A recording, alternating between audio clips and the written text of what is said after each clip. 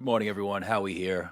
Excited to begin a new week. It's Monday. It's a special week, though, huh? Monday, January 20th, Inauguration Day for President Donald J. Trump and also Martin Luther King Day. Interesting. It's interesting that they overlap. Let me get myself set up here. I want to begin with so some people are going to be upset about this overlap that it's going to take away from Martin Luther King, and it's not. I think it's actually a great coincidence that it's they're together today because it is a new beginning, and I think it really is a beginning where we can look at content of character and not skin color or identity politics. I know if you're not a Trump person, you're gonna shake your head at what I'm saying. I'm going to talk about the inauguration. I'm going to talk about some new positive beginnings. But what's on my mind, and over the weekend, I was finding articles, finding videos, and thinking, spending time in the morning without any technology, without any news, and a thought came to me. I think it was Saturday morning, and I made some notes. And most of you know, I don't do a script here. I find things that are interesting. Sometimes I read the whole article, watch the video. Sometimes it's right. I watch it and I read it with you online, live, because I want it to be an unfolding, an unveiling, what Peter Thiel calls an apocalypse, right? Not at the end of times, but a unveiling of the truth. And we discover it together, going into AI together, and the new beginning of the Trump administration. But I had this thought came to mind, and I thought it sounded a little dramatic. But I started to flush it out because that's the thought that came to me. And I'm going to share these notes with you, and I'm going to talk about it. It's going to be my monologue this morning. And I have to say, I think it's interesting to me. And that's how I work. If it's interesting to me, I share it because I want the show to be authentic. And this is what the thoughts. We need to remember where we were, how close we are, and do we realize how many lives may be or will be saved. And what do I mean by that? That's the dramatic part. How many lives may be or will be saved? I think that if you look at the where we were, how close we are, and how many lives potentially will be saved, and listen to this list of things that I point out, I think you may start to understand where I'm coming from, or maybe even agree with me. If things continued without Trump being inaugurated today on the current path under the Joe Biden administration, and of course, it's not just the Joe Biden administration. It's an arc, right? It's an arc that was I don't know when it began, post World War II, and then of course, assassination of Kennedy is becoming more and more intriguing. Trump says he's going to release all the records, and the military, not the military men and women that serve, but the industry, right? The complex, like the pharmaceutical companies, huge business interest, geopolitical politics and real politics, and all this combined, and we get this giant Washington, literally geographically giant. It's just massive consolidation of power, and also not geographic, just the consolidation of power through the exercise of executive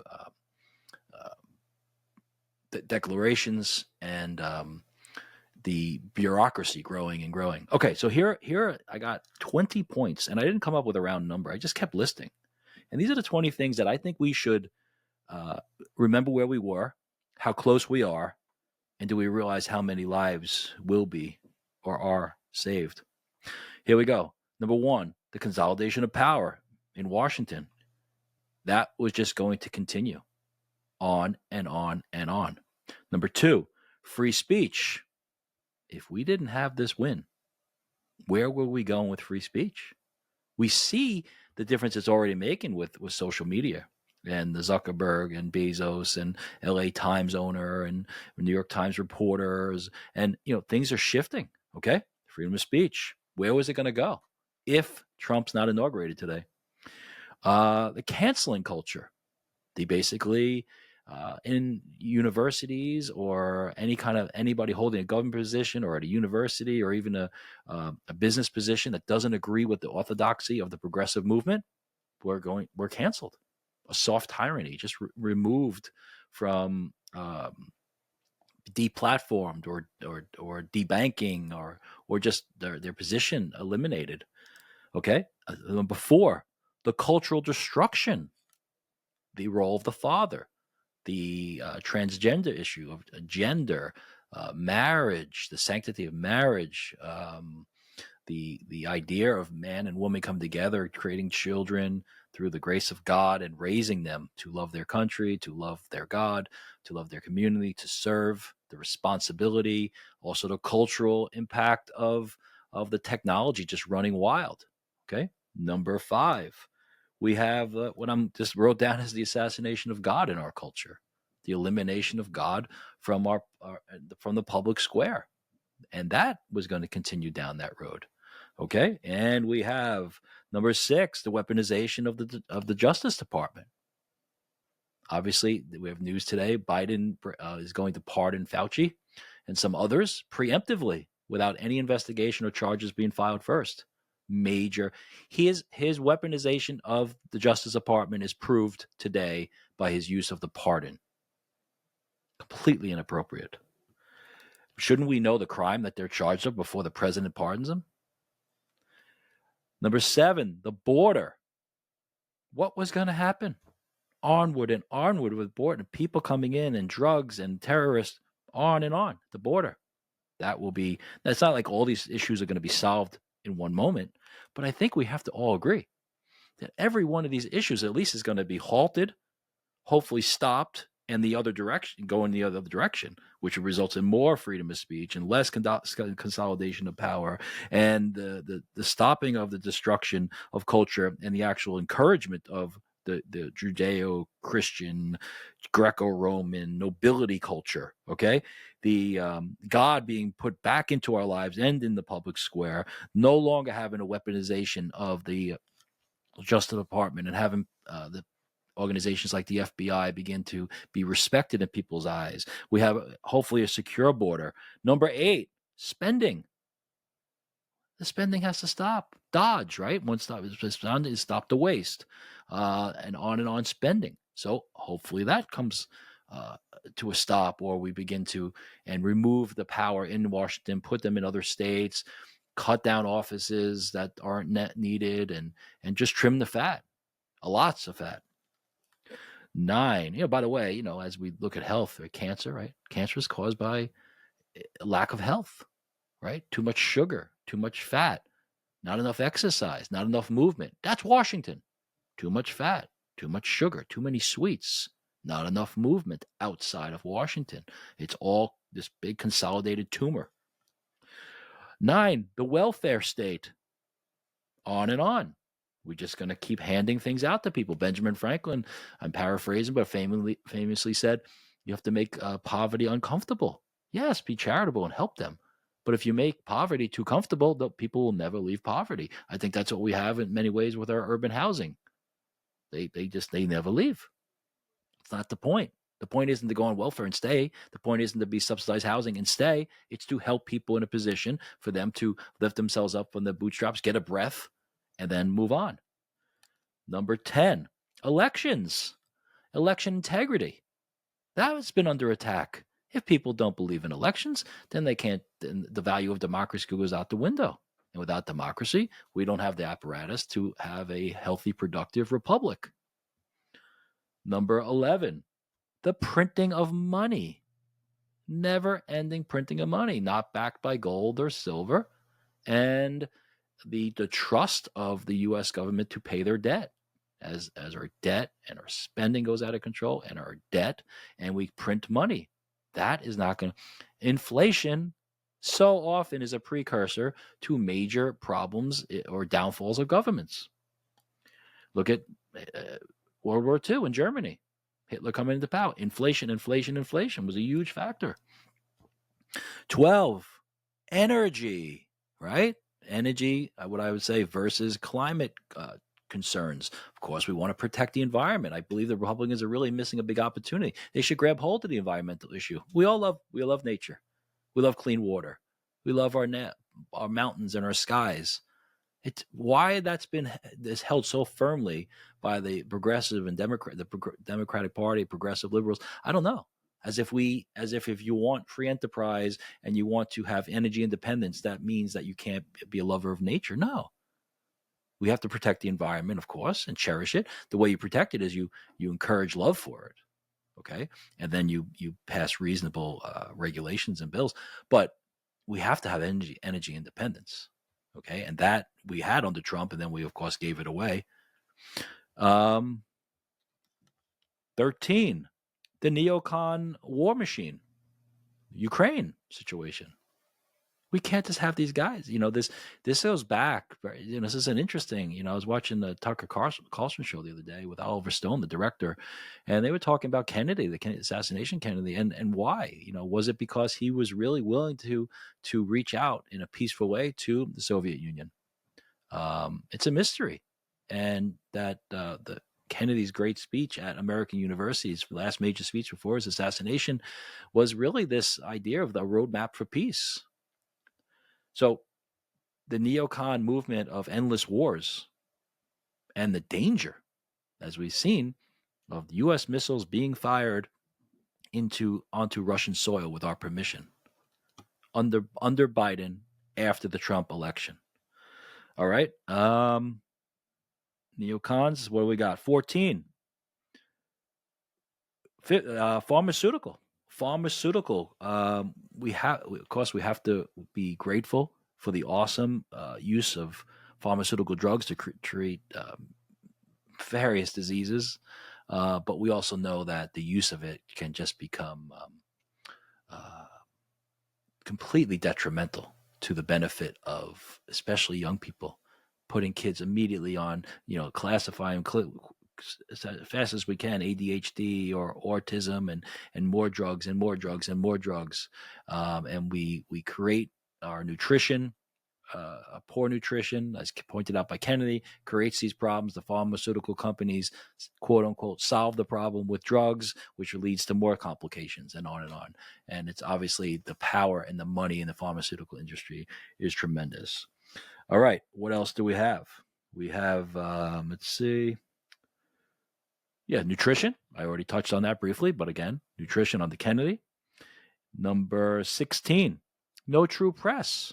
What direction were we moving? And that's why I point out people like Barry Weiss or Matt Taibbi, or great publications like Epic or The Tablet, right? And the Free Press. So what direction were we going? All these things, every one of these factors that I'm pointing out was moving in the wrong direction, and rapidly. 17, regulations. You can't have an entrepreneurial spirit, the New York spirit, when the government is constantly tying the hands of entrepreneurs, or the tax burden is so high that they just have to spend all their time trying to find ways to legally avoid taxes, which is you're allowed to legally avoid taxes, right? You do what you can to pay the least amount of taxes and using every legal channel possible. But between taxes and regulation, the spirit, the entrepreneur uses all that energy to avoid problems instead of creating products that are better. As Musk says, spend every day going to your office and how do I make my product better? 18, AI. Right? Mark Andreessen saying that Trump had to be elected because of the way the Biden administration was treating AI. This incredibly mystifying, terrifying prospect or reality in our life right now. How do we deal with AI? And if we have a government that is determined to eliminate competition, to control it, and we can't trust the government, and why should we trust the government when we have all these other factors that I'm pointing out that are caused by, pretty much every one of these factors is caused by the government, then AI becomes just a nightmare, potential nightmare. So AI, major factor. And then the last two, 19 and 20. First, the positive one, trust. If all these other factors lead to a lack of trust, a skepticism toward the bureaucracy, a lack of respect in institutions like the FBI, if the weaponization of the Justice Department is used and you don't trust the Justice Department, if elections aren't, you don't believe elections are fair, trust. Without trust, the Constitution fails. There's an inherent component of the Constitution, which is that men, of course, women, humans of nobility, of honor, will implement them because there's always ways around. So trust is just tremendous. And all these other 18 factors leading up to 19 trust break down the trust. And then 20 is the most negative thing that could result of all this. If all these factors continued, the trust would break down and we'd lead to a position of despair, a hopelessness. And what would happen then? These factors, this cancer grows so wildly. This is just speculation. I'm not saying this would happen for sure, but we have to be honest. Like, where were we going? These 18 factors move forward, and they could be consolidated to 12 factors. They could be expanded into 100 factors. But those 18 factors that I thought of sitting on the couch, making notes in my book here, lead to a destruction of trust. The result is despair. And in despair, people either become robots, right? And all innovation and creativity and production cease to exist. Humanity loses its beauty, and the country dies. Or you have some people who fight back in intellectual realm and every realm they can, but they're so squashed that basically re-education begins to be implemented from the government, like the Mao, Victor Davis Hanson talking about the cultural revolution in our country and comparing it to Mao's revolution, which was a cultural revolution and a re-education of those who did not believe consistent with Mao. And then finally, the worst case scenario is that people actively fight back or are eliminated before they can fight. They refuse to be re-educated and therefore eliminated. Again, you see it with Stalin, right? You saw it with Hitler. You saw it with Mao. Am I saying that that's where we're going? Who knows where we're going? But those 18 factors were going down a path of, let's say, at least a tremendous degree of ill health, cancer, metastasized, which leads to lack of trust, despair, and destruction of the human spirit, just a destruction of freedom of mind, re-education, or the destruction of life if it led to the idea of people actually physically fighting back or being eliminated before they could. That's where we were. That's how close it could have been. And today is a really exciting day because I think that we're in a position where we can say with good faith, like these 18 issues are, just by the election of Donald Trump, are probably leaning toward or going to, at least he's going to attempt to stop them and push them in the other direction. And there's good reason to think he will. I don't think any president has ever been more prepared to be president because of this unique situation of not being president for 4 years in between the two terms. I mean, you got to remember when Donald Trump came into office, he wasn't a government guy. He wasn't a politician. And therefore, his learning curve was so big and so complicated, and who he could trust. So if he was elected the second time, yes, he would have had that experience, but it would have been a transition right in without reflection, right? Because he would have continued 4 years into 5, 6, 7, 8.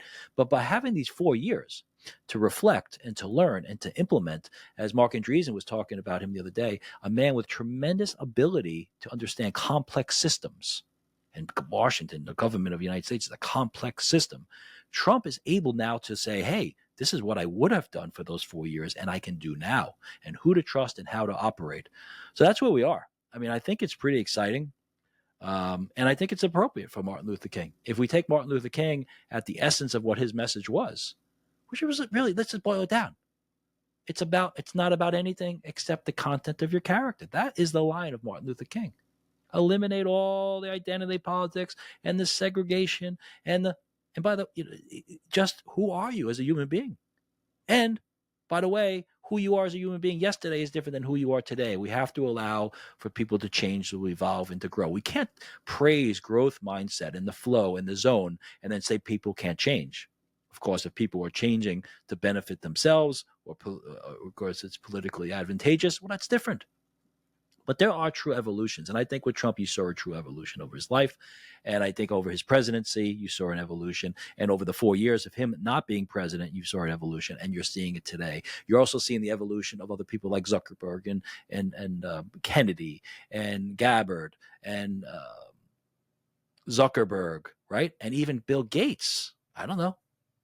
Bezos. This is real change.